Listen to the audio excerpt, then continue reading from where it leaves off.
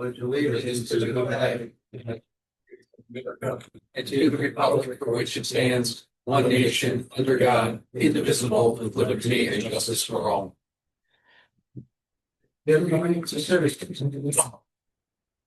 Apparently not. Well, we got Luke. We got to see if Luke wants to talk. I think they have the function to raise their hand. So simply. Let me message him. Just the chat says there's two things. Yeah. Just says hi. Luke, would you like to speak?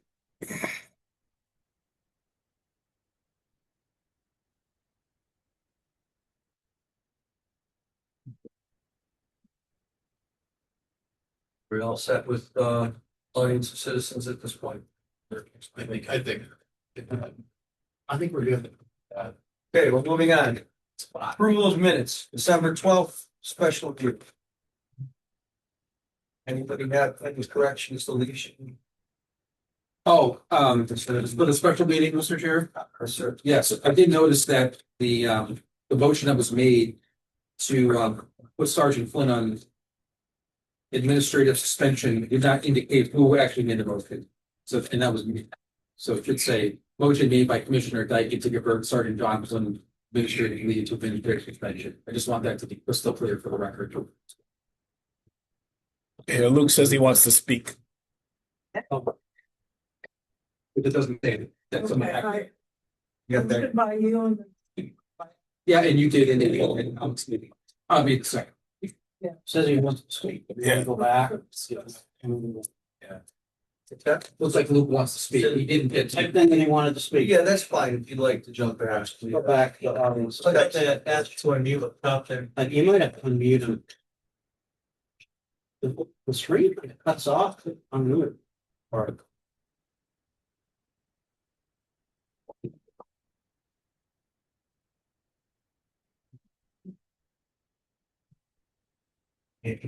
down at the bottom where it says Luke and it's muted, it's kind of cut off. Actually, I can write. I'm wondering if you click on that, if it unmutes him.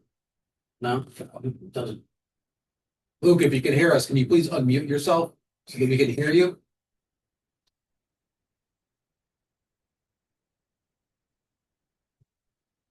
Oh, yeah, I'm not, because I can chat. That's like, it's this.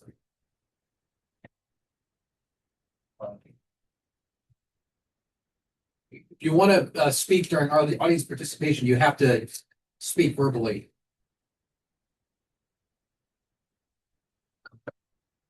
Okay,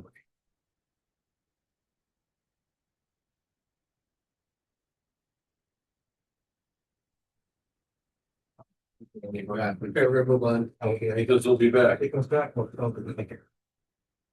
Right, Commissioner Uranaga, we just are approving the special meeting minutes. Is there anything that you have any concern with? You all set? So I'll make the motion to accept the minutes for the December 12th, 2025 special meeting with the correction that we add that I made the motion to convert Sergeant John Flynn to administrative suspension indefinitely without pay. Second. All in favor? Aye. Moving on to the December 17th. With pay. Minutes with pay. Did I say it out? Yeah. I meant, just for the record, I said with pay. Yes. Lieutenant Martin seems to think I just said without pay, which is not correct if I said that. Thank you. We're working on the December 17th minutes. Corrections. I know it wasn't here, I just have a question. For the first, under old business, the first paragraph there it says Chairman Logan read into record the 5 locations.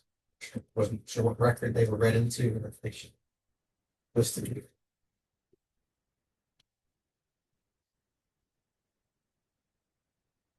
Oh, yeah, I thought that too. I forgot.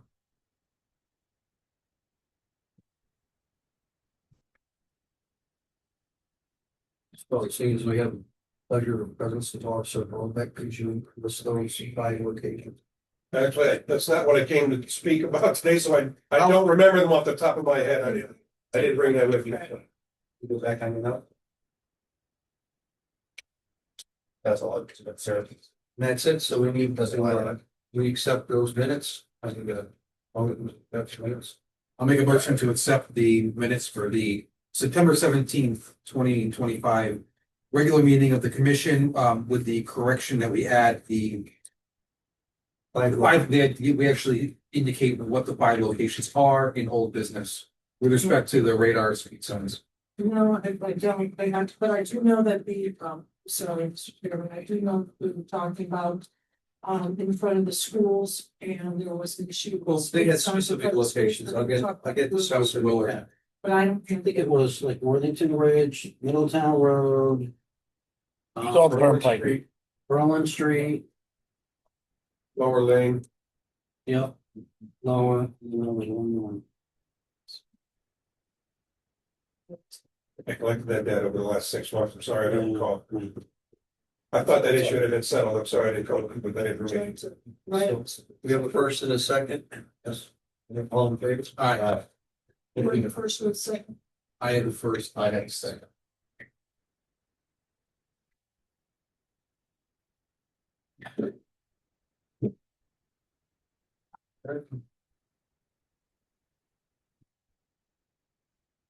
Moving on to correspondence. We have Luke wants to know if we can unmute now. the initiative in correspondence, I assume. Talking now? He asked if he could.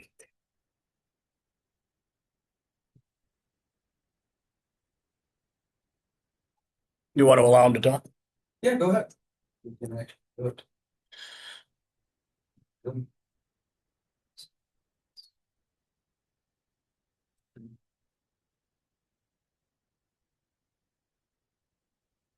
We hit the 3 dots to the right of past unmute, we unmute. No, you can only ask.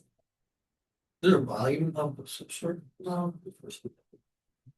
No, Just try ask to unmute. See what that does. Doesn't work. but that, I think that sends him a request, Mhm. unmute himself, so we can unmute.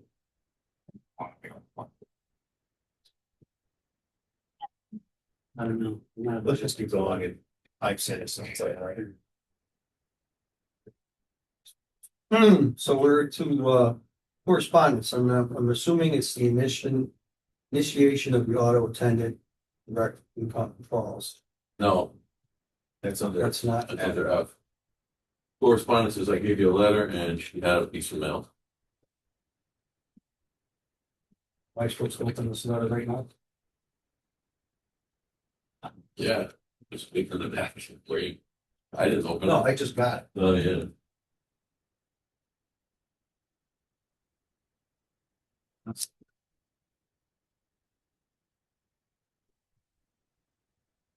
Okay, so this correspondence is from the Police Commission Association, Connecticut, on the Gulf and the Pleasure Box. As we enter 2026, we extend our sincere appreciation to the support of your PCAC. We're proud of the work that we've done to strengthen relationships between the associations, police departments, Connecticut. It's going to be our annual evening celebration. Law enforcement continues to grow, bringing together more than 200 attendees, 100 distinguished chiefs, officers across the state. At the core of our mission is recognizing chiefs, officers of exceptional dedication and support carry police force integrity, acts of heroism that have benefited from the their department's community. We remain committed to this purpose through our sport.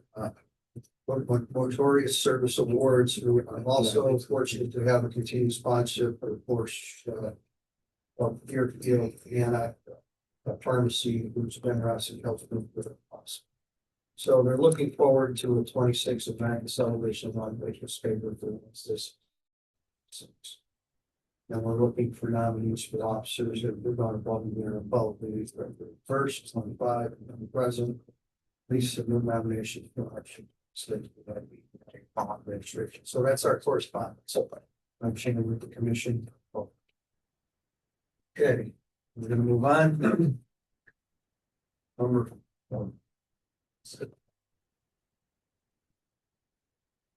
Four, new business, auto attending commission, that'll be you, chief, now that you're ready to speak on behalf of this. No, are we in old Old business? business? What's that? Yeah, all back there, they're talking. Old business, I'm sorry.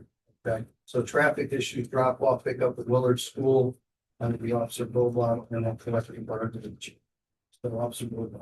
Like the standard. He's kind of here to answer questions because last time I had some questions and wanted to have some discussion about Oh, yeah. those signs and alternate parking and stuff. So he's kind of here to answer any questions we might have or discuss the situation a little bit. It's just a revisit of the parking signs. Yeah. Right. Yeah. From what I understand, the issue was tabled, so I'm here if you have any questions, and if it helps you, I have larger photos of the one that was included in my original memo and pass around to kind of give you a visual, representation of some of the concerns that I'm talking about in the memo that came out. So, you can have one if you'd like. No, I'm gonna need it. I don't know. Down the Wheeler drop off. Yeah, I live in. I live there. Okay, so I you're don't familiar really- then, yeah. So essentially, there were a couple of concerns. Number one, came from the Parks Department with the ruining of the grass, which is of the problems, the smallest of them. But there are, and you can see depicted in that photo, a couple safety concerns that are also have arisen because of the parking that way. Number one is during drop off or pickup of students, if people park there, a child would be forced to have to walk through the parking lot, through the bus lane. There is no real safe access for them to the school from there. Where if they were in the lower parking lot, they come up the sidewalk, up the steps, and there's crosswalks and sidewalks to guide them directly to the school without having any conflicts with traffic. But by parking here, whether a child is walking alone or even accompanied by a parent, they would have no choice but to walk through an active parking lot and through the bus lane in order to access the school. That's safety issue number one. Is it Safety- pickup? I'm sorry. Excuse me, I'm sorry. Of This is course. pickup, correct? So this The is not, issue- because no. the drop off, they usually have you wing through and. This walk- photograph was taken in the morning, so this photograph was taken during drop off in the morning. Okay, so parents are not The following. problem also exists during pickup in the afternoon. The other issue that you can imagine, and this is taken from the point of view of a passing driver, if a child were to emerge, walking along the sidewalk properly, it's a sightline issue. You can't see a child behind, especially large SUVs. So You are parking there correct though, creates. because in the morning, the cars can kind of circle through, drop off and then continue on, whereas in the afternoon, You have to go. to they're the all, field. they're all just sitting. Correct. Right, So, yeah. It's a problem both times, but yeah, I know they've tried to resolve the morning Right. issue a little more, but I know it gets really backed up Right. on both And ends. it's, I mean, we deal with human beings and sometimes they're impatient and they don't want to wait in line, so, yeah. So those are the main issues that have arisen, and it's a 15-minute problem in the morning and a 15-minute problem in the afternoon. It's not a long-standing thing, but when it's a problem, it's a potential problem, so. It's a problem when a kid gets hit too. Right. So, I live it as well. It's the stress of our day going to pick up our kid. Because the parking lot is already full without parents driving there to pick up their kids. And it's kind of the rat race of who gets there like an hour early now to get a parking spot, because your only reasonable alternative is to park on the field, which is frowned upon, or where that access way is to like the pond back there. yeah, that's People kind of park gravel. there. Yeah, that's turning into like a Woodstock Fair mud pit, Right. so really there's no alternative. So, as an example, literally what happened today is someone was trying to go into the parking lot and those cars backed up. So they couldn't turn. So now they're just sitting in the roadway and traffic with a blinker on it, not moving, and traffic is backed up past, what's that main road there? Lower lane. Lower lane. Yeah. The lower lane. Yeah, and no one's moving. It's literally locking everything up, so I think a no parking sign is going to exacerbate the issue. Not that it's not a problem, but when you weigh the two harms, the greatest harm is having more cars in the roadway that just keep doing circles now because they can't find parking. I know they just repaved that and it looks nice. But that would have been a great opportunity for them to have expanded it a little bit into a field that nobody uses. And I think that was gonna be the request, but the budgets, I think, came into that. So I know for the principal, for a while, he's been talking, well, Mike's Roy's the portion left. Yeah. They did gain with the repaving, they did gain a little more space because they took out the raised islands. So although they have painting there, which restricts parking, people still park there. And like you said, it's the lesser of two evils. We tolerate that because it's a short-term problem. So they did gain a little extra parking with the repaving of it, but they did not expand a lot, as you say. Yeah. I talked with the school security guard today, and he said in order to come, everybody at the school recognizes that parking is an issue there. And he said one of the things that he has done, to try to alleviate that, get more cars in off the road, is open the gate, allow cars to come in, park along either the side or the back side of the building, right up against the building. To try and alleviate and get some of the cars off the street. When I talked with Steve Wood from Parks and Grounds, he thinks maybe a reasonable alternative for people is to park on the same side of the road, but closer to McGee School, so a little further west, on the same side of the road, just not where the driveways to Willard School are. That's because the driveways and the sidewalks are there, makes it dangerous, but if cars were to park along the curb, along the curb line to the west towards McGee School in the area of that overflow parking lot, if you want to call it that, the gravel one, by the little stream, that would be a reasonable alternative. It's a little further away for people that want to walk, but at least they have the sidewalk and they have direct access into the school without really having much conflict with traffic. So I wonder if obviously a long-term solution, a medium-term solution, and a sort of short-term solution. Long-term is expand the paving, right? The pavement.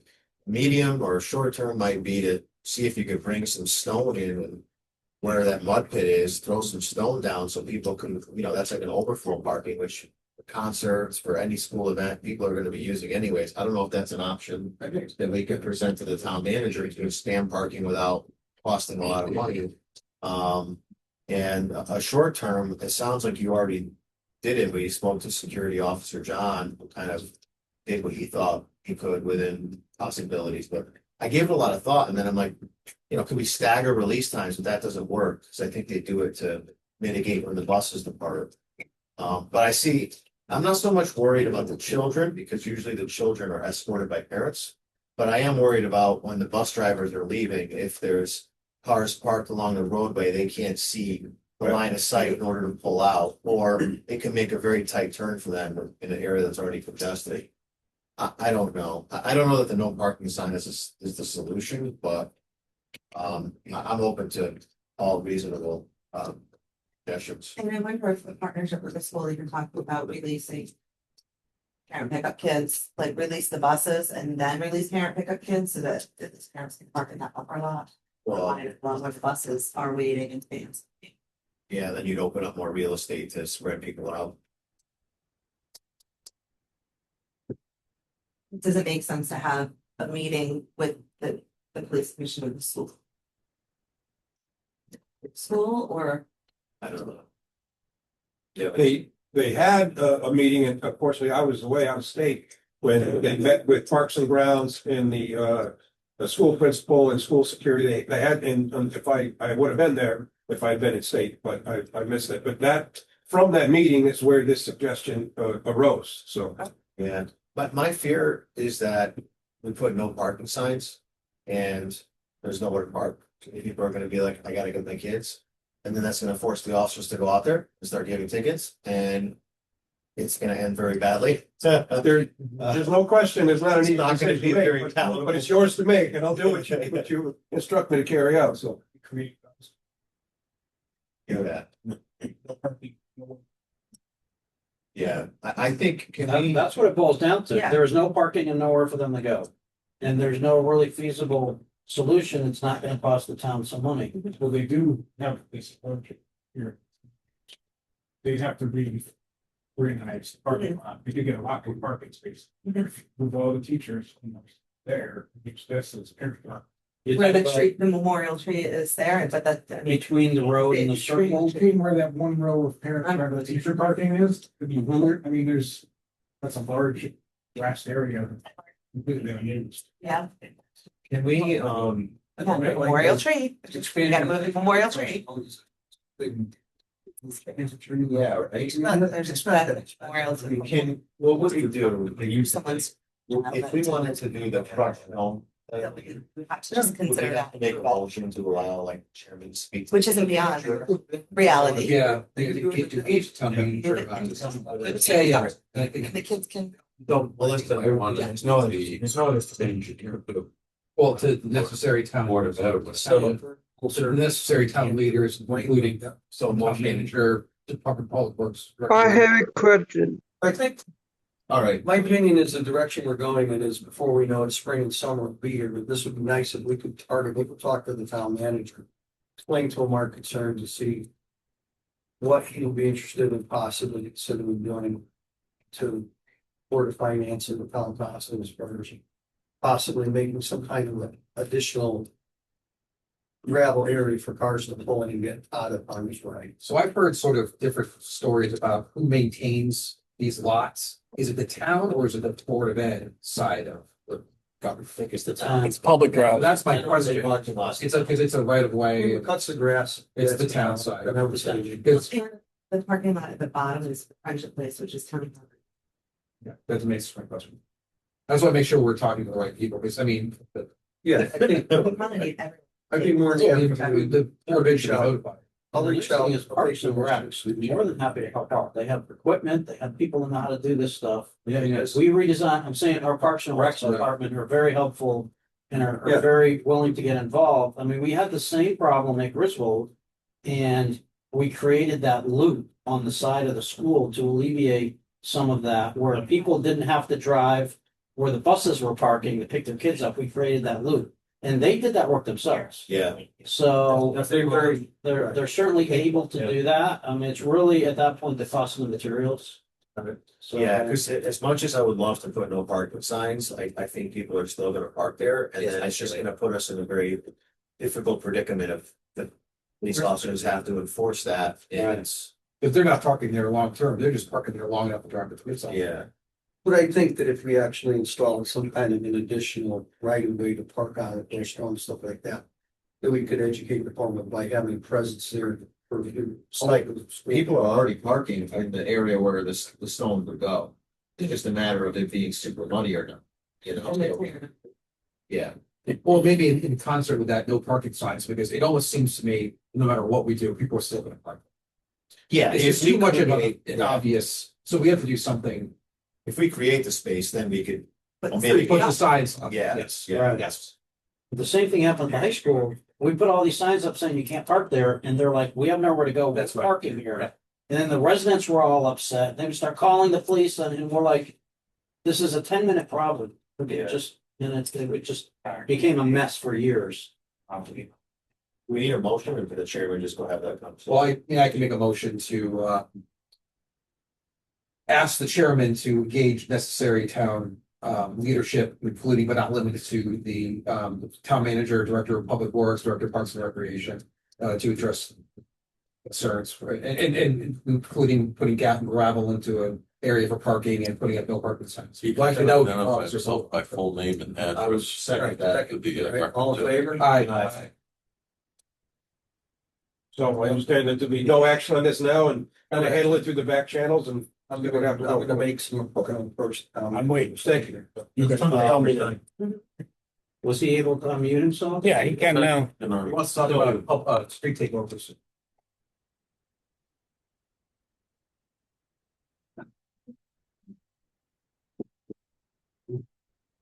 Go ahead, Luke. Okay, Luke, you're on.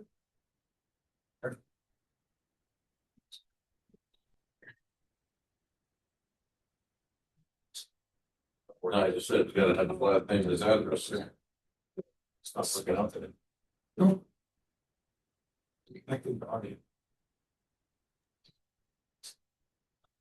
Hello? You heard me before? No, that was me. He did say something. I thought I heard somebody say something. All right, you want to just continue? Yes, let's continue so we can jump in. Oh, there's some sort of. All right, so we're moving on to old business, collective bargaining, Chief McNally, please give us an update. So the union, had their negotiator reach out to personnel director. I met with the town manager last week and, really what we need to do is if there's anything that the commission wants to discuss or have any ideas that should go into collective bargaining, we need to have, because they're gonna start their negotiations. I would say for the next, have to meet by the next meeting, which is in 4 weeks. I have one if the other commissioners agree. But with respect to the chief's authority, you should be able to make a decision on discipline more than 3 days. I didn't talk to the town manager about this one already. Yeah, and you should also have the ability to place somebody on a paid administrative leave within your purview and take away the time constraint that you have to have a meeting within 72 hours, I think it's 72. And we could replace it with topic to be presented or discussed at the next commission meeting. So we can always have a special meeting in between, but we don't have to convene everyone immediately if we have difficulties. Yeah, so you should have the authority to, in my opinion, make a decision whether someone should be like disciplined up to and including termination. At that point, the board or the commission's decision should be here on appeal. And then at that point, after appeal, it will go to the grievance or superior court after that. So it'd be like, you would speak to us about the contents of the case. You would tell us your recommendation. You would go and make your decision based on what you determined. And then if someone wants to appeal the discipline that you impose, then they would come to us. So in the meantime, the discipline's been imposed. Correct. And we act on it at our next regular meeting as a matter of. Yes. Because that imposed, doesn't change a whole lot from what we're doing. It's just the only thing, It just makes it more clear. we don't have to jump, she doesn't have to get us all together, Yeah. within 72 hours for a special meeting. You can just act and you can rehear it if necessary. Yeah, but I also think he's the chief of police. Absolutely. And if someone, he should have the authority to terminate. I agree. He shouldn't have to ask permission. I agree. It's his house and he should be in charge. We'll have to Yeah. negotiate if it's their contract, even if he says 72 hours of it, but that. My understanding of the history of that language in the collective bargaining agreement was because that was what the police commission did. So, but I did talk to the town manager when we met on Thursday last week. That was definitely one of the topics that town manager and I spoke, and we're all in agreement because we need to act fast. Yeah, because in my opinion, the commission is to provide oversight. Your decision is day-to-day operation and how to handle your department, right?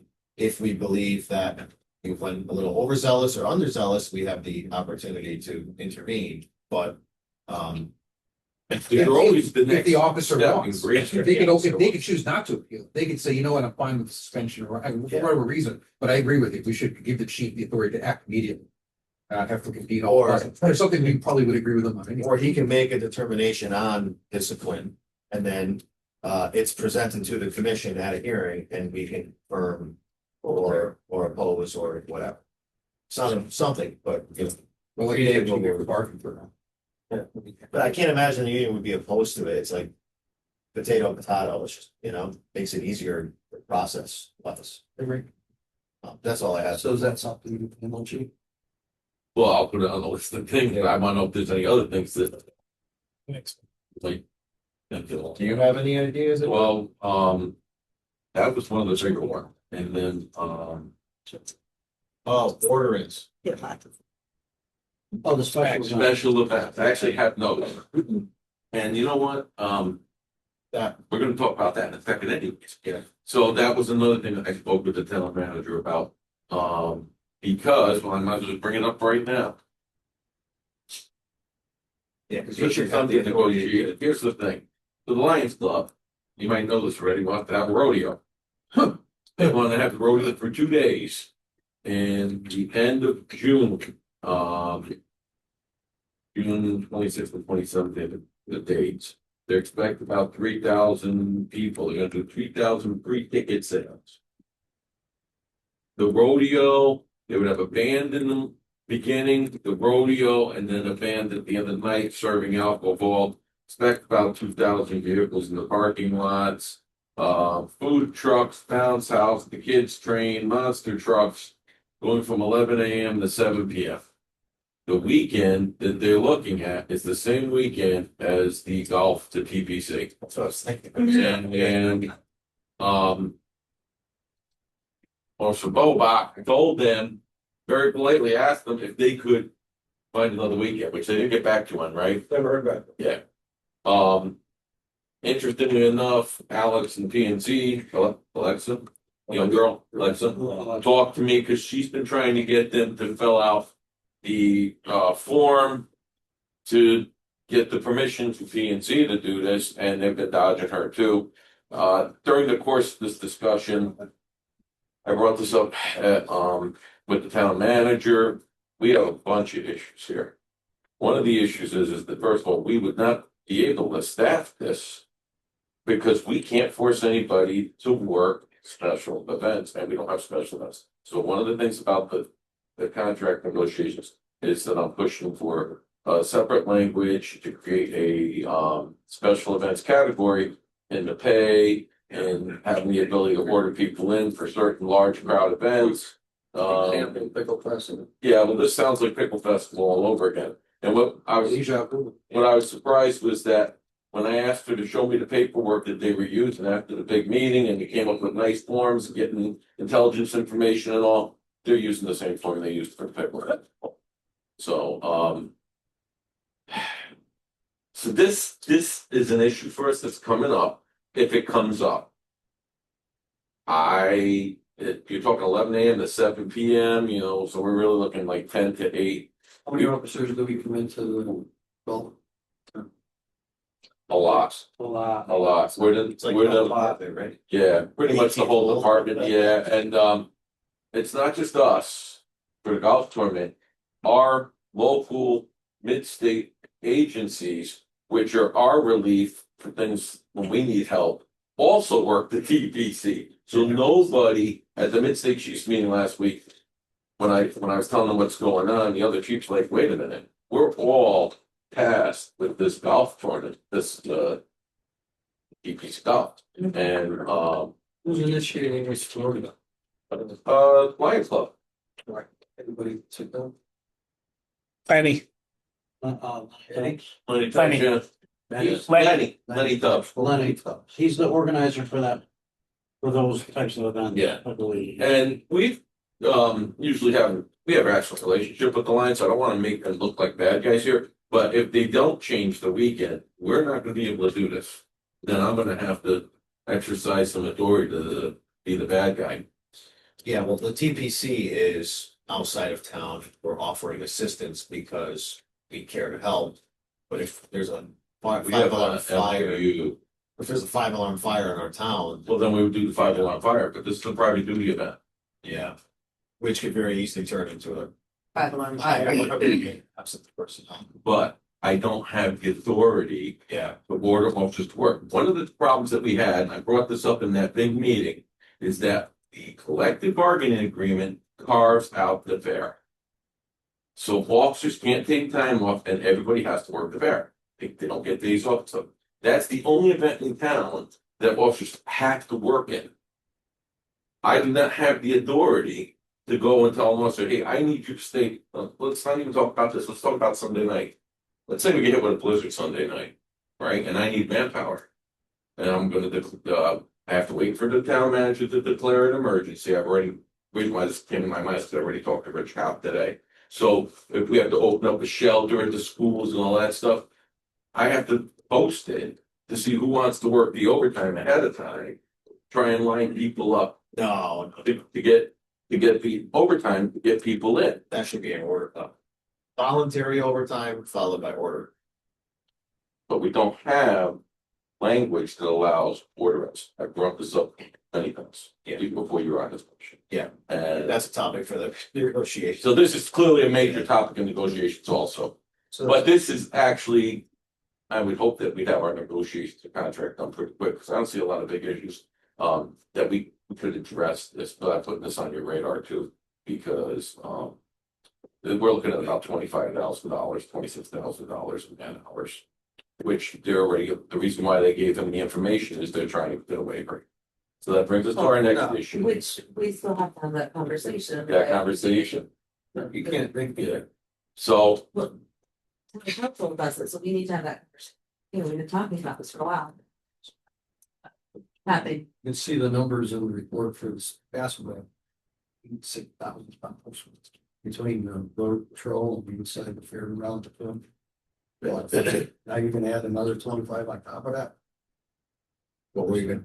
Well, this is under the subject of collective bargaining. So anything, those are the two big items that I see from my perspective, from a management perspective. I'm sure, you know, the usual stuff to talk about, collective bargaining, percentage increase.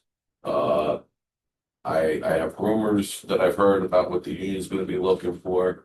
One of the things that my understanding is that they're going to be looking for is to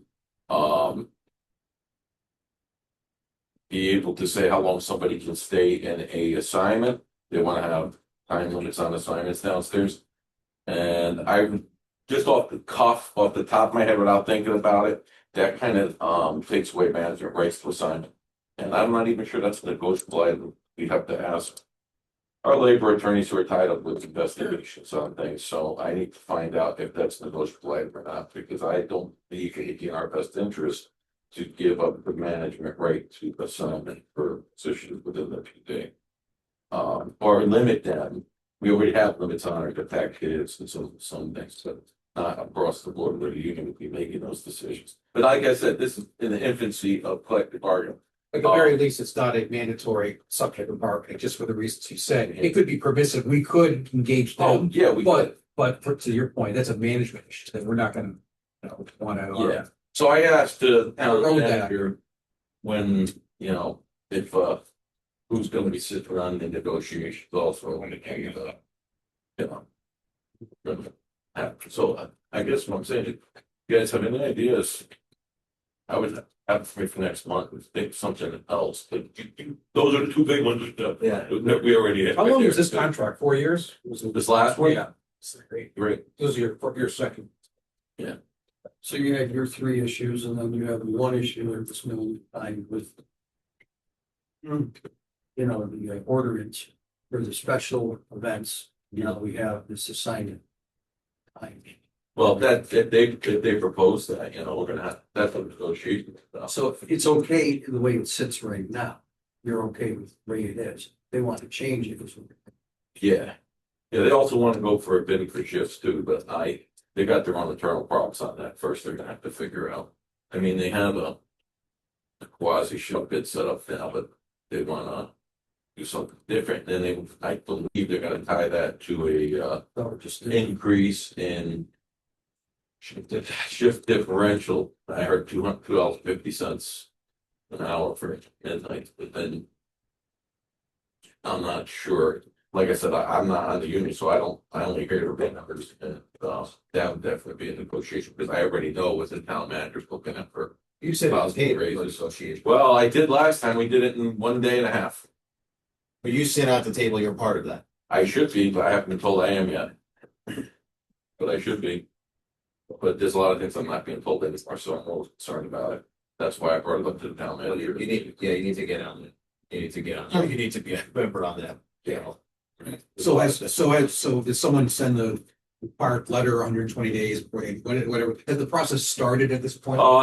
You're gonna, Their guy Egan has already talked about it, which that's one of the reasons why I got I'm a little nervous, because he already had his conversation with the HR director, but nobody's been put down. Like, we didn't get called to a meeting. And the last time it was a different town manager, and Rocha was the town manager right away. He's like, okay, let's have a meeting, and okay, let's get our ground rules, you know how you negotiate. So this is kind of a little different. But the other thing is, that the union leadership is very new. So they've never done negotiations either, so they might not know how the steps should be in. And so, but I want to be prepared and have any ideas or anything that this commission wants. If there's something that we feel should be in the next collective bargaining agreement, we gotta have it on the table negotiation at the beginning. Yeah. We all have. We should have it. So Yeah. should have, but Yeah. But there's not a lot. We have. There's not a lot. I don't see them asking for a lot more than money, but you know, They got a lot last time. Seem to have a disagreement over how overtime was being doled out, right? Like someone would get it 5 times before the other person would get it once or something like that. Well, they have a system where it rotates through based on how many times you've worked and all. And we had an accounting order ins in on that and everything too. But I don't know if that's something they're gonna be going after. I haven't heard that. Sorry. So that's the collective bargaining side. Come up with any good ideas, let me know. Okay. And then why don't we, that was under old business. Okay, let Oh, me know when we go to new I business. think we're good, Tom. Thank you. Okay. Oh, you're more than welcome to stay. I just didn't want you to be stuck here any longer than you wanted to be. Anybody else have any concerns over the collective bargaining that would like to add to this conversation at the moment? No? So Chief, if you end up being part of the negotiating team, is that something we can have executive session on during the process? You can update us, and so That that's could be the my last time. hope would be that our Yeah. committee for that. Like I said last time, in one day, we pretty much had it all done. Yeah. It was a matter of the number in the end and Fair contract. yeah, it's good. They had just gotten their pension too. And people out there decide, okay, Okay, moving on. We're going to new business, the auto attendant communication. Hey, Chief, like I read the head thing. What do you think? okay, so here's what we have, we have the auto attendant, it's just not turned on. What's happening is, and a prime example. The day of the bank robbery, I used the bank robbery since that's a great case, because we got a quick resolution on it too. One dispatcher. The bank robbery's occurring, we got a person giving us information following the suspect. She's trying to answer the phone, deal with the hotline, get information out to officers, making calls to other agents. It's one person. Lieutenant Martin goes into dispatch. I walked in right after him. We can't do anything in dispatch to help them. Meanwhile, the phones are ringing, right? What do we get? We get our usual, hey, can somebody transfer me the records? Oh, can I get the chief's office? Oh, it's a cloudy day and we have a couple regular crazy type people who all the time and have different things like you keep talking about snowing. The what? Lonely people. Lonely, that's it, lonely. So what happened, clearly. After the bank robbery, I'm using that as an example, but there's many examples I can give you. And one of the things that I've been talking to Tom Farr about, and says not only do we have a collective bargaining agreement coming up with the police union, we also have with communications too. Is trying to find a way to make sure that we can get more than one person in communications. Because our one person, when it's one person, is the front window person answering the phone, handling fire services, handling EMS, handling police. And every dispatcher. It could be just one person, depending on which. That's our minimum. That's our minimum. And so before Roche left as the town manager, something happened. I remember him saying, well, where was the second dispatcher? I said, we didn't have a second dispatcher. It was one of those big events, And then the Pickle Festival Day, we didn't have 2 dispatchers, another crazy day, right? But we schedule and try to forecast when periods of time are gonna be busy and try to keep 2 people in there. We're using overtime to do that, which you just looked into the overtime but it was about 100. So right now, we authorize them to use about 40 hours a week in overtime to cover the second person. So there's 2 people scheduled for every shift. If one person is sick, on vacation, a personal day, or whatever the time off is, then there's only one person. So it's a fair amount of the time. Last year, what most people don't realize is our police overtime, and you guys know it was cut by $100,000 last year, 50,000 by finance, 50,000 by the town council. And on the premise that we had more staffing, so we should have less overtime, which in theory is true, but there's always going to be police overtime. But what a lot of people don't realize is dispatch overtime also comes out of our overtime budget. So last year we spent $108,000 on dispatch overtime. So if you look at what we're spending on overtime, it's a lot less than most people think it is. Because a lot of that went to dispatch. So in this, in talking and discussions about this issue, right? So what's the greater issue? The greater issue, public safety. We gotta be prepared for public safety. In the immediate, because we did not request more personnel in the budget for communications this time around. But I did talk with the town manager last week on this subject also. In the immediate, what are some things that we can do right now to increase public safety? So I wrote up the thing about turning on the auto attendant. My understanding is the reason why the auto attendant's been here long before I got here and wasn't turned on was because the police commission didn't want somebody calling up and being transferred to like records or to say the chief's office. When they asked for the chief's office direct, they wanted to have somebody answering the phone and talking. That's great when you're not busy. Remember the hair coming up. Were you here then? Oh, because you've been here a long time, so I think you would have to have been on. So But I believe based pull on. up any business, call any business today, call Eversource to complain about your public payments on your bill or something. You're gonna get an auto attendant. We actually have it. It's just a matter of flipping the switch. But it would also reduce about 40% of the load on the phone, according to Tom Farber, handling all the research. I sent them on. There's no cost. It's Well, No, we just have Already to paid turn it on. And so we're already paying for it and not using it?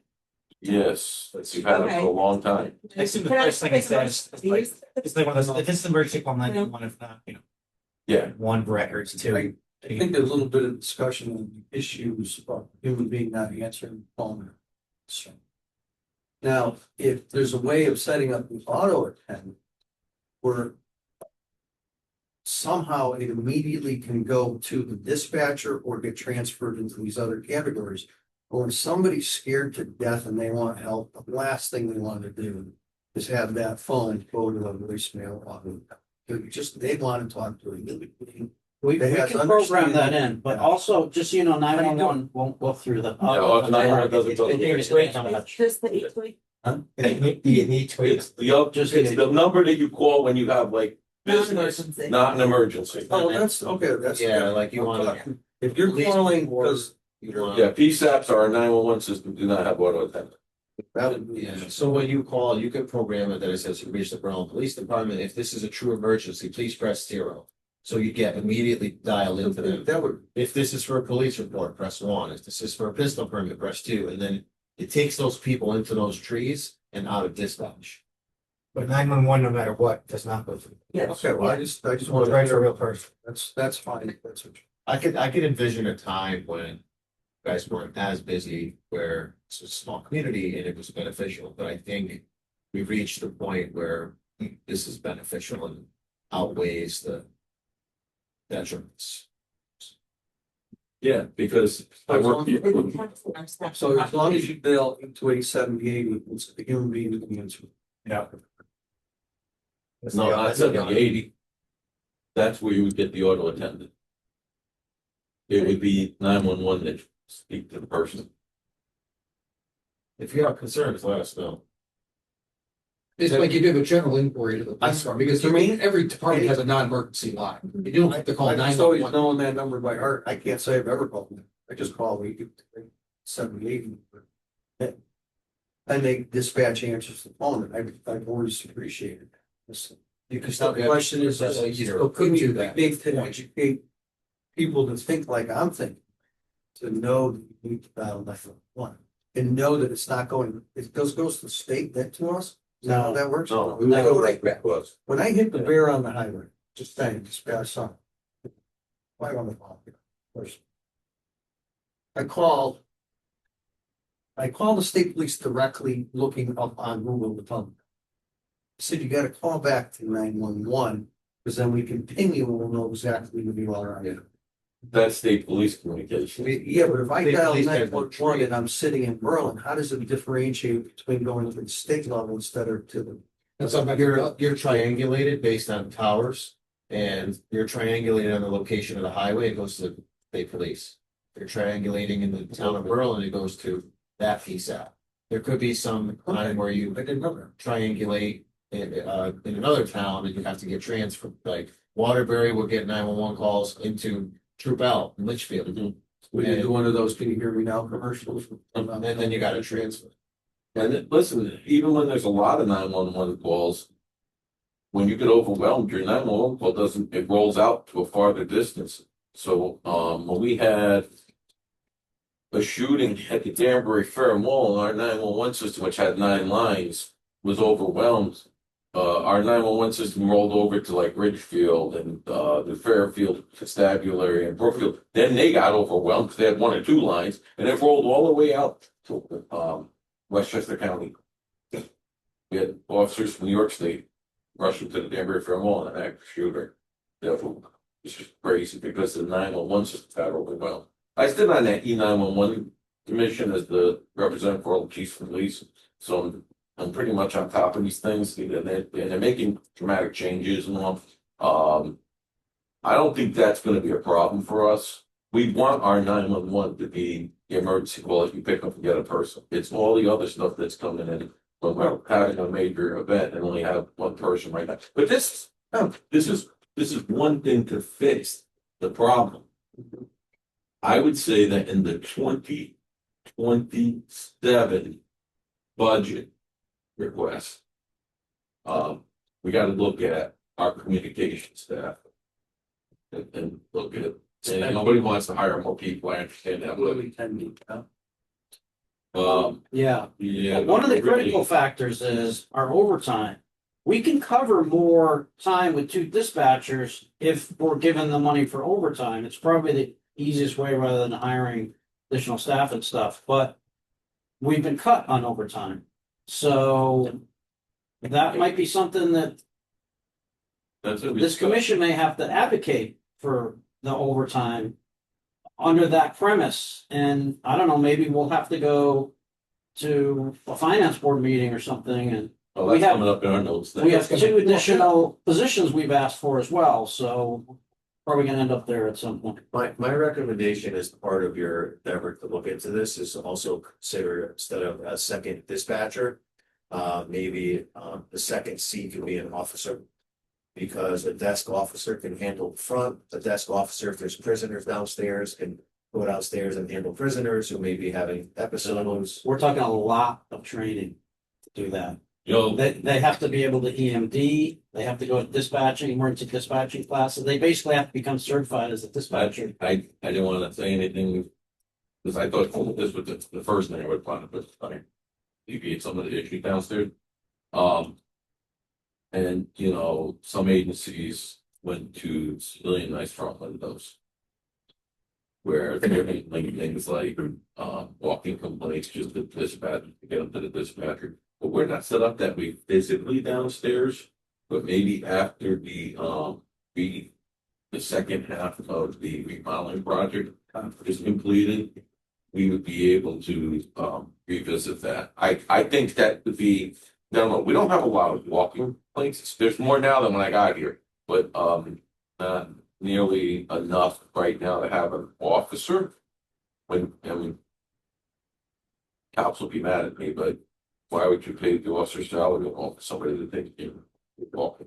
So we can get us a public service assistant. We have our FOI girl, by the way. The supervisors are not, Phenomenal. the supervisors aren't always in the building. Yeah, So if someone comes in screaming for help and they're in the lobby, an officer who's there as the second dispatcher is gonna be able to go around and help them.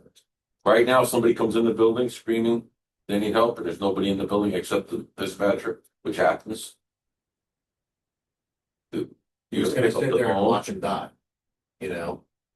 I mean, that's kind of a problem. I agree with you. Listen, I am wholly agree with you. I'm used to being in a place where there was somebody in the front window. We don't have a front window. If you have an officer at the desk, call comes in, that is law enforcement expertise required. The dispatcher might not have the experience that an officer has to help diagnose it.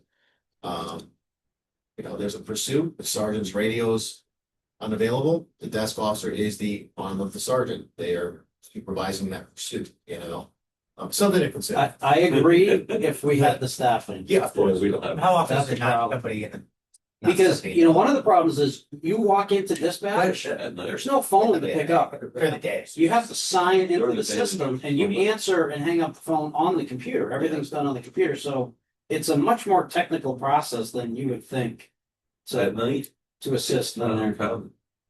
I mean, I was here I'm here every Thursday night. I was here late Thursday night last week. And everybody was tied up. And I was in the building. Cadets, and then, two dispatchers. But there was two at that night, and they were busy. That's why everybody was out in the field.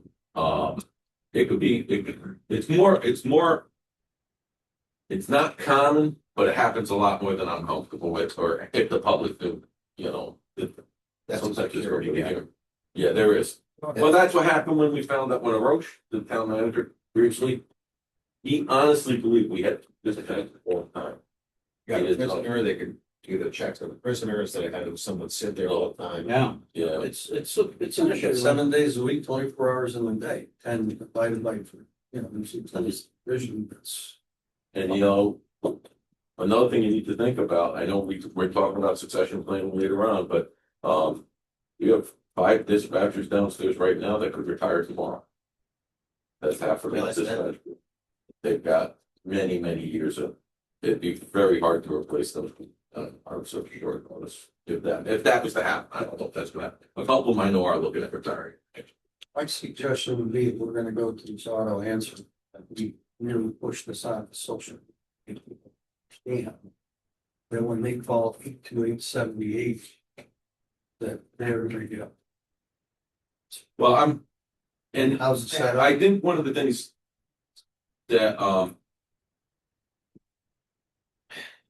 looking for a political way to say this, belies this is that we are older and we're used to picking up the phone and talking to somebody. Yeah. But the next generation behind us, they don't even want to call, they want to text everything in. So they don't care if they talk to a human. And when you call any of your bill collectors or any, you call your doctor's office, you call the hospital, you go to auto attendants all the time. So making that jump,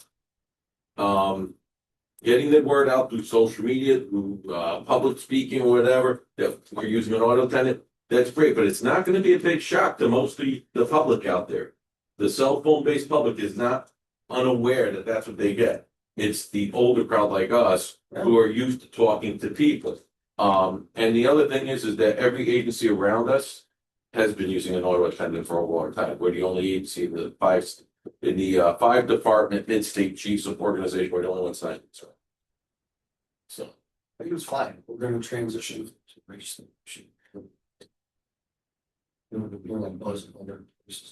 Less than everybody. We could put it on social media, that's Yeah. not a problem. Do we have, make them take a vote on that or something? Right, so chief, that's your prerogative, right, to turn that process, turn that.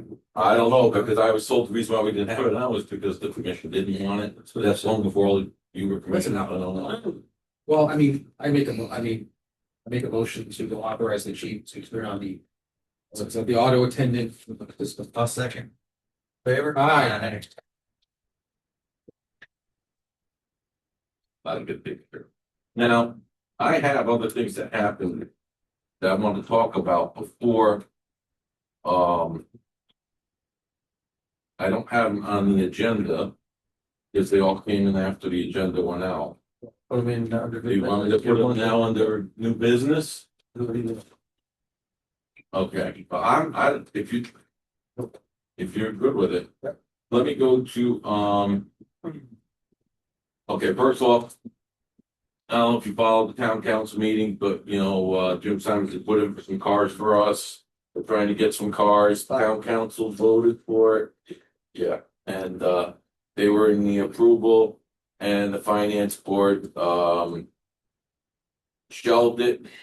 We found out at the top manager's meeting last Wednesday that the finance board wants to meet with why we need to have these cars.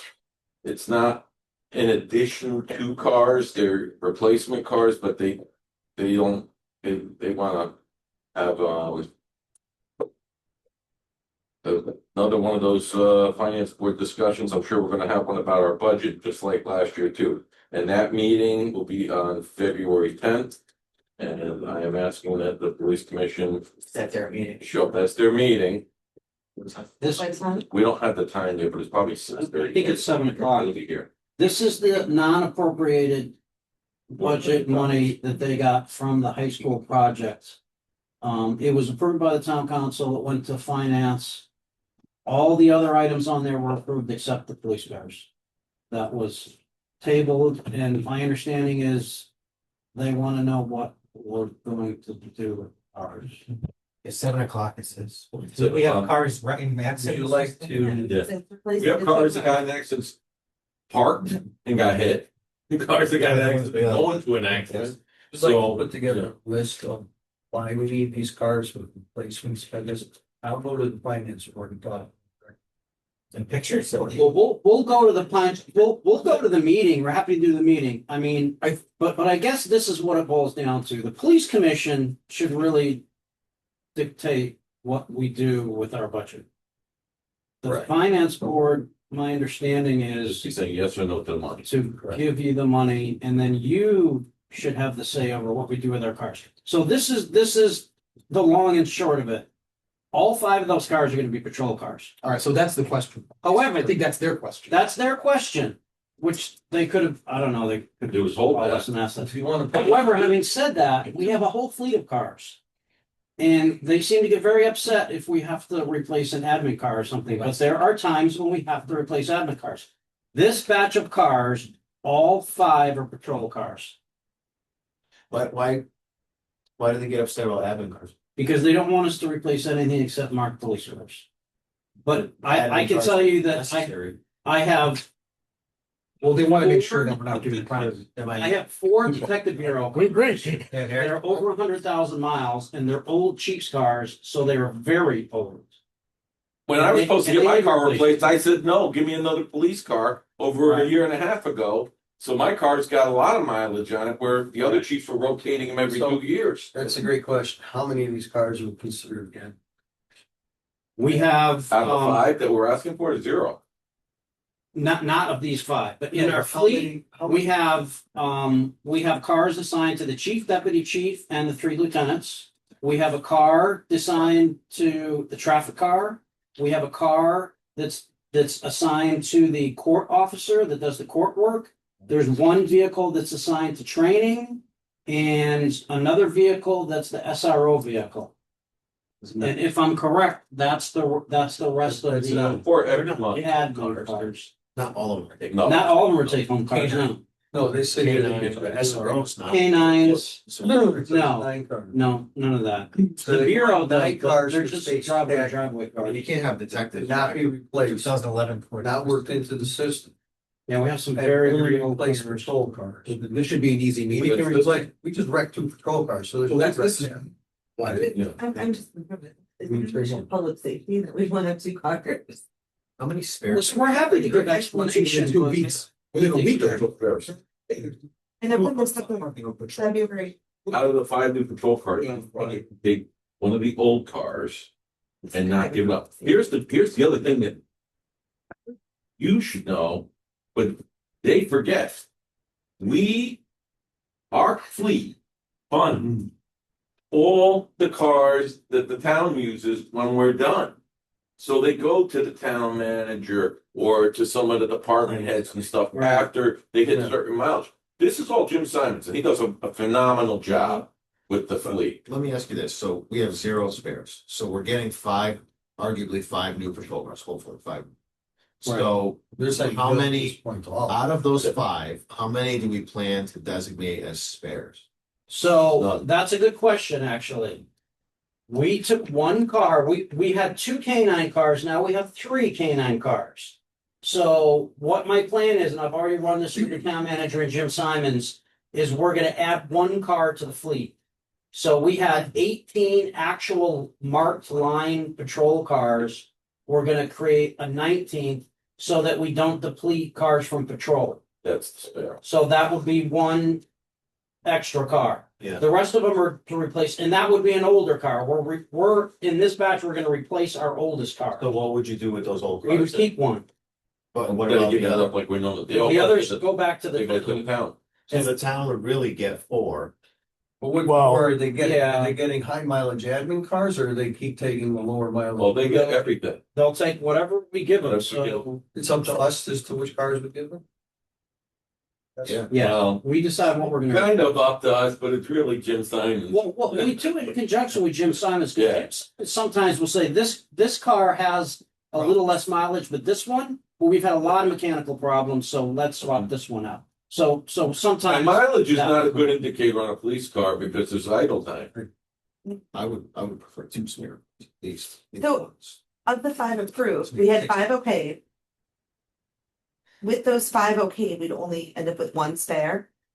Yes. That's Thank you. Okay. But not a new car spare. No, we have 1 spare in general, because most of We've 2 never had- accidents.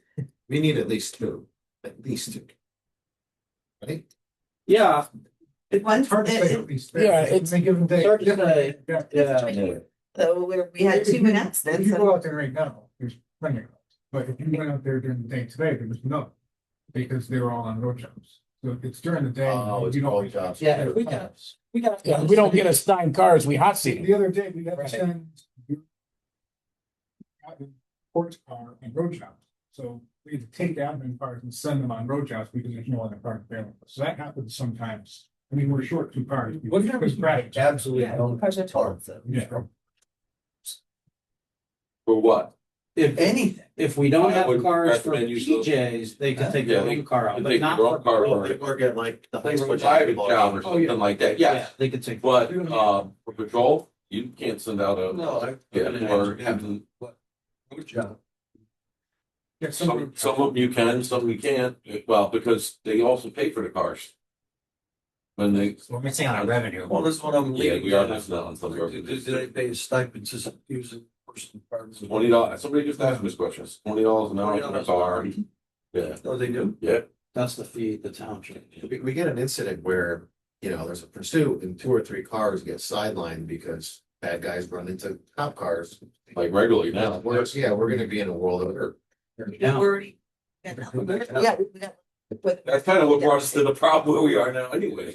I think, well, February 10th, I plan to be there. Mike down. Bit far. Yes. Wait. The other problem is, and this is our major issue, just the last thing, and we won't talk about cars anymore.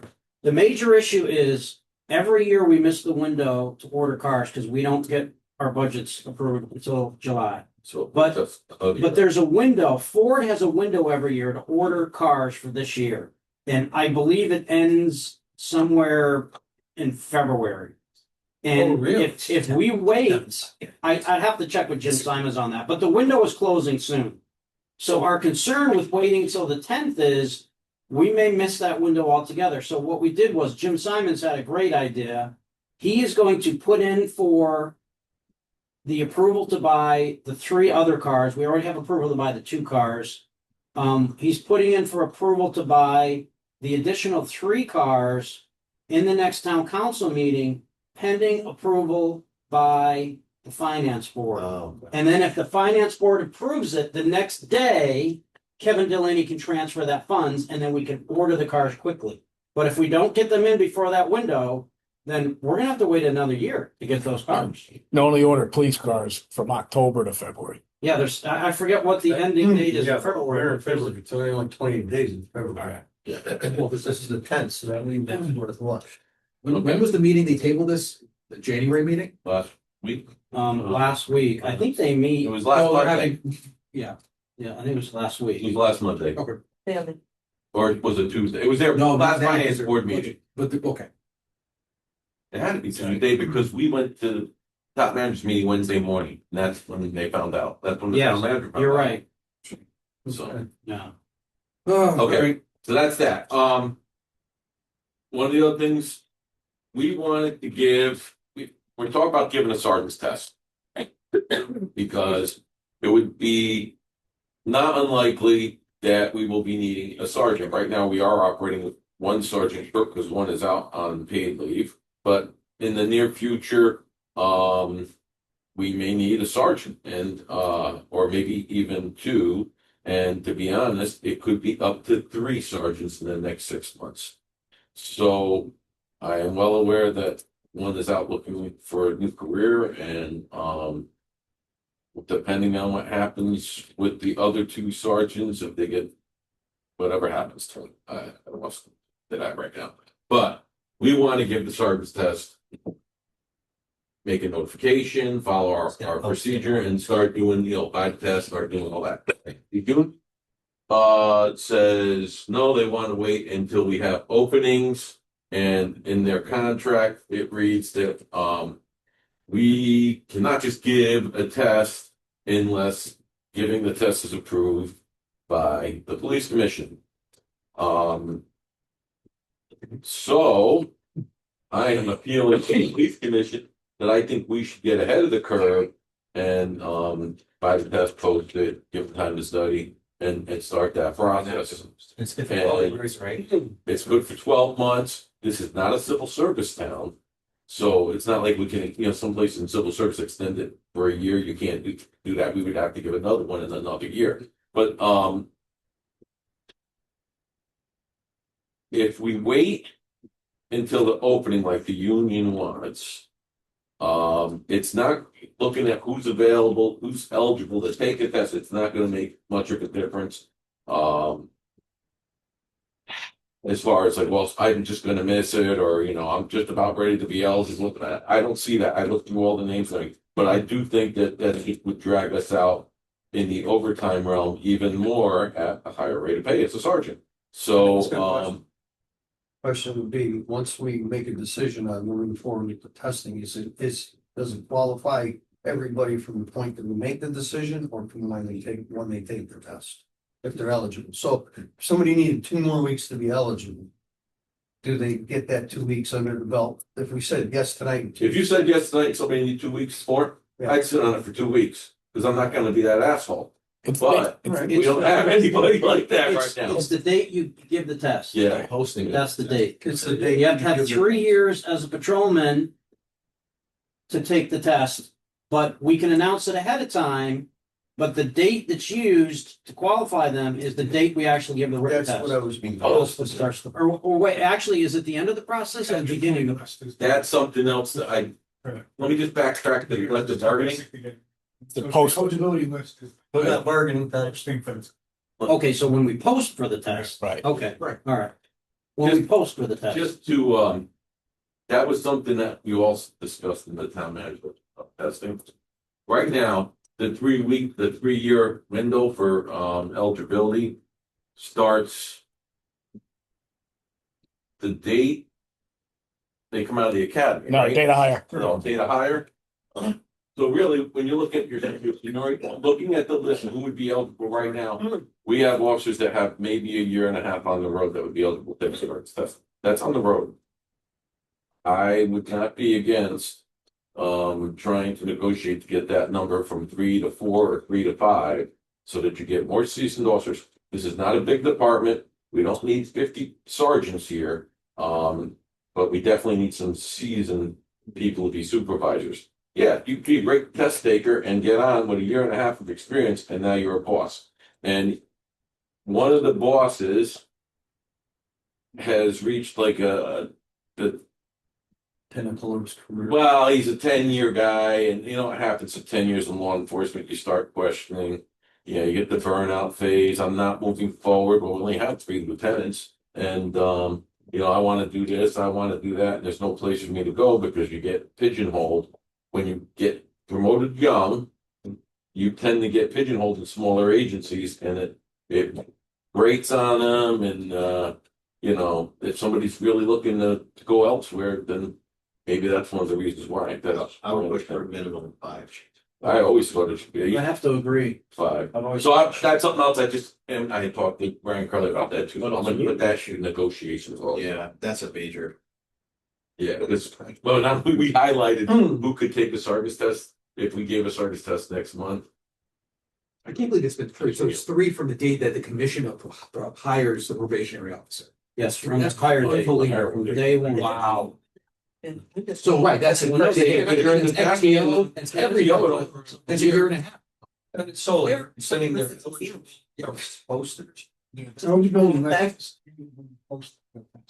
For sure. Then they have to have. That's where the lot- Because they're given the test Yeah. materials to study on that thing. 2 years on patrol and you're supervising. And one, But 3 years, 30. You have to put time. Yeah, yes. The certification, finish it. That's All always 3 years was next, we were. Well, that's a reason why it should be fine. And it should be 5 from the period that you passed FTO, because if you have an employee who's not a bad employee, but struggles on FTO, Yeah. you know, that's actually- that shouldn't count, right? You know, maybe once you're not in probation from the 5 years. Look, of the probation. look at Said FTL and FTO. FTO. Or you just think it's- The training. Yeah.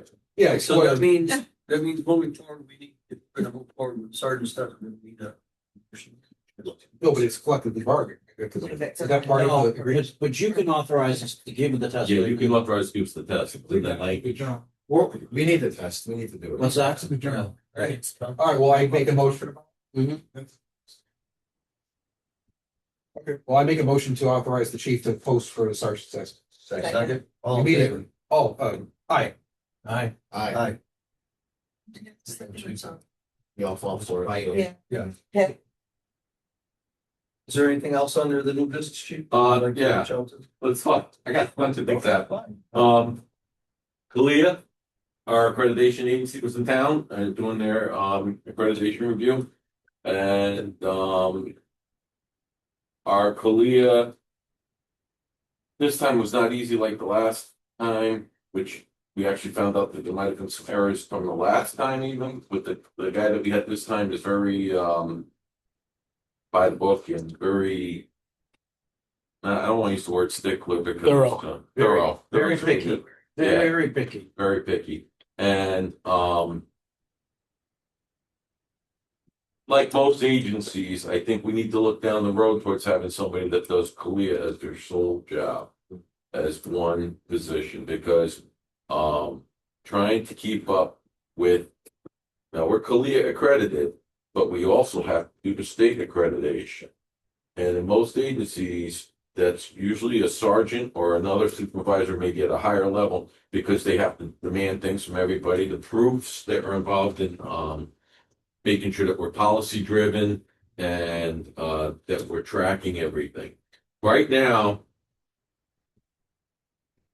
I don't know, I would say seven people off the top of my head all feed into CALIA for us every time we have a. We have kind of a team, like Yeah. really a team. But the problem is the person, Certified, sort of, you have to be an officer. You could be a civilian. You could like, be. some places are civilians, but we have a sergeant that's the support services sergeant. Oh. She runs support services. She's got a number of people that answer to her. Very. She handles a lot of scheduling issues. People walk in there all the time with problems, but she also does CALIA. All accreditation. Address policies. Well, That's that's our our problem right now, because we ran into on this year too, we found that a lot of our policies are now lagging behind because that person just, there's only so much time in a day. And we've kind of outgrown having one person do 2 or 3 jobs at once. So we really need that extra person to take over all accreditation issues and be our policy manager that's going to go through all our guidelines and GOs every year to ensure compliance and make sure everything's up to date. Because right now we're struggling. So I want to put this on the radar because I don't see it happening in this budget cycle. But again, you got to be thinking about 2027, the budget in that year, when we start looking at budgeting, because we need to always separate our manpower from our hard costs and all. So that's something that we would want to look into for the future. But definitely, the accreditation part has become beyond cumbersome. I mean, I just wrote up a roll call training program for pursuits and gave it to Megan Musanti today. She's our cat officer. She does community affairs, training, and and accreditation and about 6 other things too. And I had done this thing over the weekend, and when I gave it to her, I gave her the sign-in sheet already. I printed it all up, and it has the CALIA areas that are covered for roll call training, so that we have proof when you sign saying that you received the training. Not only you sign that you received the training, you're also all the numbers, I'm drawing the blank. Well, the numbers that train, what? Standards. Standards. The standards are in that, you just signed for that, saying that you're aware of those standards. Because your training is not only accreditation based, it's post based. It's also, we need to have training that's our policy based on our policies too. So now all the training forms that we fill out, we need to have that on there. So that when we get reviewed next time, and whoever the reviewer is going to be says, show us your training files. Here's what we got, and here's the standards that they were taught on this day and that day, and they had signed off on it. That's for accreditation, but it's also for being more policy driven. So when officers get themselves in the jam, they can't say, well, nobody ever went over that policy with me. Well, geez, let me pull out your training file. Oh, look, you know what? You signed this pursuit training. Our DMS, right? Yes. We use RDMS quite a Yes. bit. But you're really only looking at the difference between a patrolman salary and a sergeant salary. So it's, I mean, it costs a little bit more if we were to promote another sergeant and have him do that, but it's not a huge budget item. But it is something that we need to look at the next year. It'll be listed in my goals next month. 5 sergeants to 6 sergeants to. We have 7 now, we would go, Seven, no, sorry. we have 8, we would go to 9. If you did sergeant, I mean, there's, I'd So- rather make another.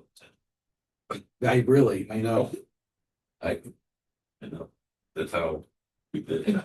Not big further. Yeah, that's what I'm saying. This is what I just wanted to put on the radar. Future date. Also along those lines, we're looking at, we already started doing the research for the DEA task force, which we talked I about saw for that. 2 years. And so, So, with the number that we have now, we could probably break somebody off and send them to DEA after the new fiscal year starts, which would behoove us because we're missing out on a lot of money. yeah, comes down to that. And so I would say that that's gonna be coming to fruition in the next 6 months. And then Rob's gonna talk about the radio thing when he talks about his report. So those are that was this week's topic that popped up since I put out the agenda. Before we move on, Chief, I did have a question about the gun range. Are we billing outside agencies for the lead abatement? Is there a process for that?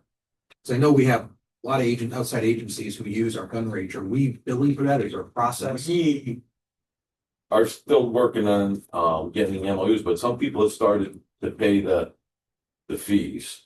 But as That's far the as fee was attached to the MOU, when we were supposed to be collecting, but we just haven't kind of gotten.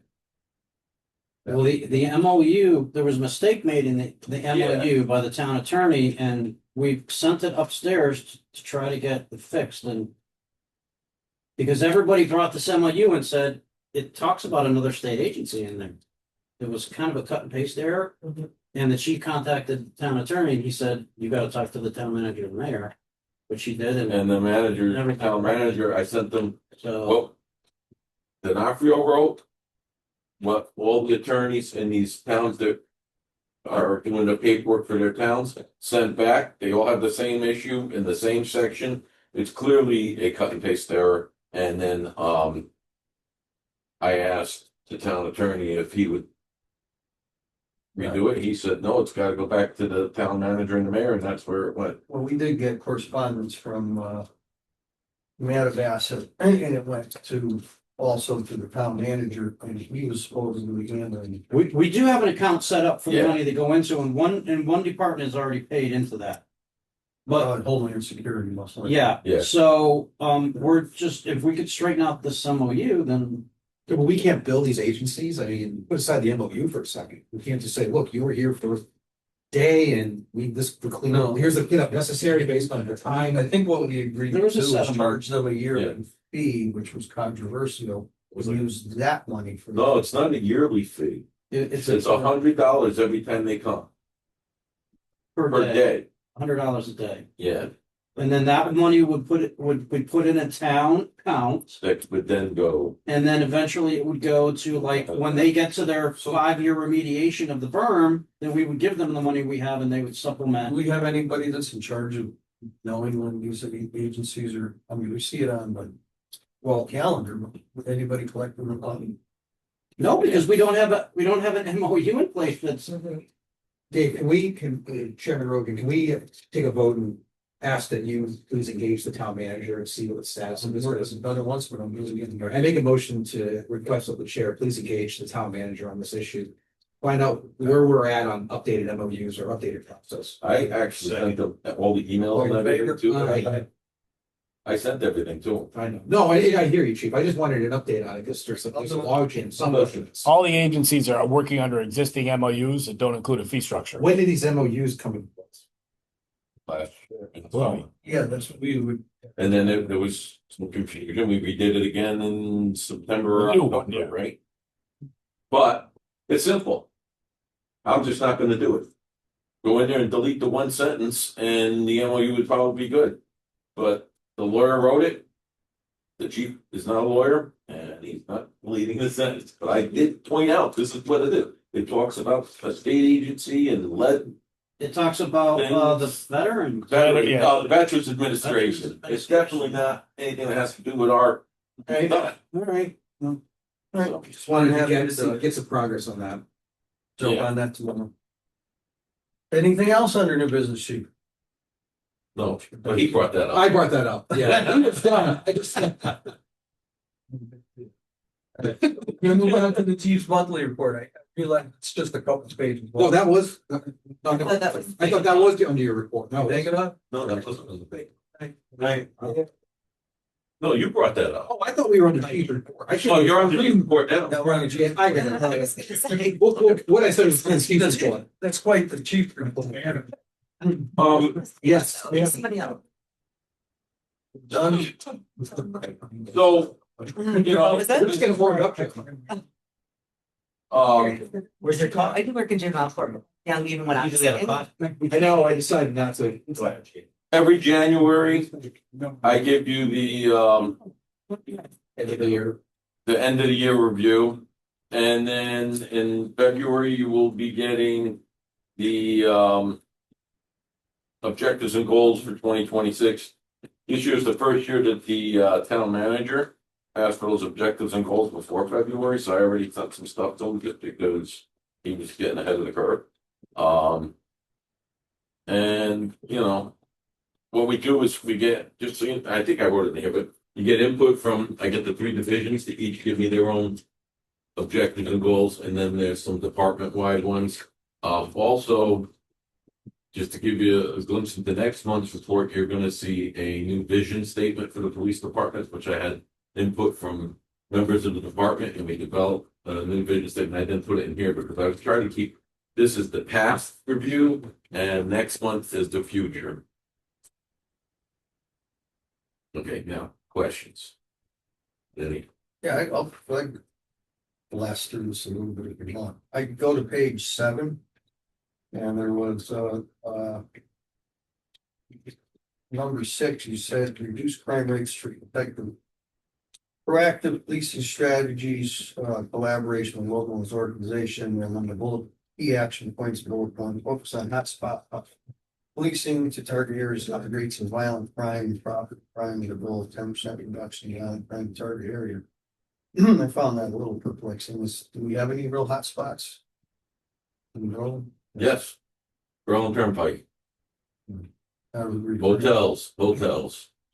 Hotspots for all kinds of criminal activity. We've been picking up our, people on warrants. We're seeing more drug arrests coming out off the, some of the residents in that area, warrant services. So that doesn't limit it to 10%, it could go 50%. No, the 10% was the reduction we're That's the trying. target. No, Yeah, I understand that. we were trying to get to a 10% reduction in that, in NIBRS related type of reportable crimes. Gotcha. No, No, of 10%. 10% reduction of whatever the rate is compared to last year from this year. It's the only way you can measure this. Yeah. Looking at what you, where you're at. But obviously, if we can go past that, we could.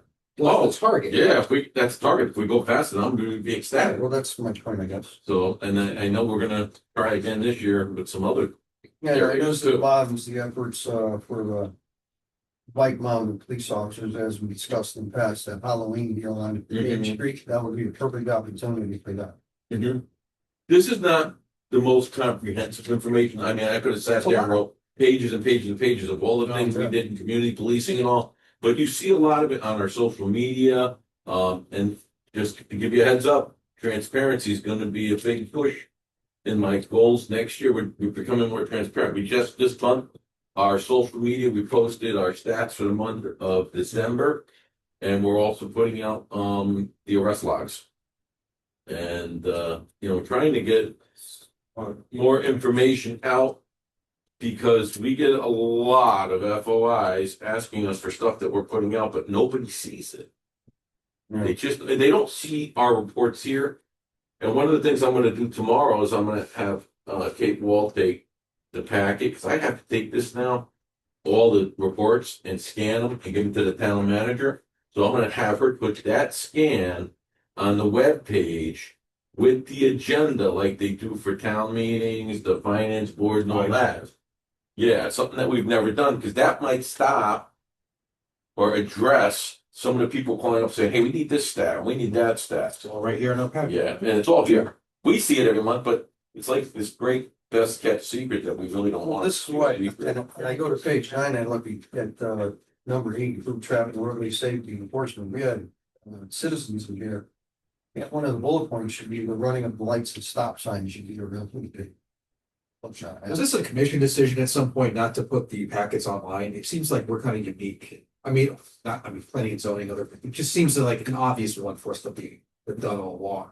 Put this stuff. Was that a decision this a commission passed? Not that I know of. Or It's you just just the did way it the way it's it's- the way it's always been done? Yeah.